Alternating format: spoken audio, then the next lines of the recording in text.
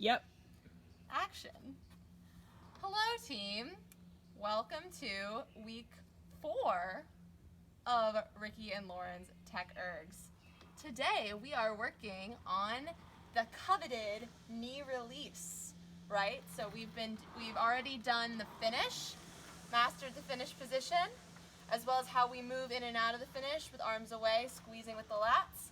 We've worked on the pivot last week, getting that bodies over, getting that nice stretch, hinging from the hips, sending the hips back and holding the knees. Now we're gonna work on that release of the knees. So thinking a little bit more moving out to like a quarter slide position, right? So when we're working on the timing of the knees, we wanna make sure that we feel the full rock and the full shift of weight before the knees break.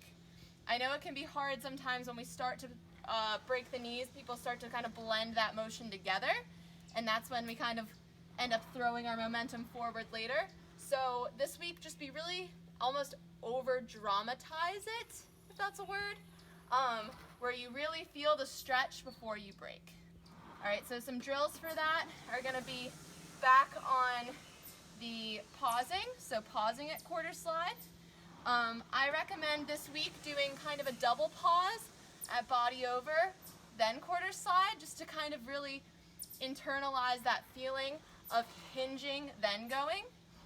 Another drill that you could do here is just quarter slide rowing in general, just to feel how much movement happens between the finish and quarter slide. There's a lot of steps there. There's a lot of creatures here as well as steps.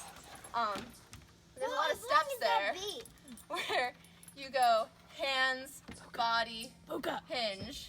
What? My goodness. So a lot of times we tend to blend them together, right? But let's try to think and remember to do hands, body, hinge.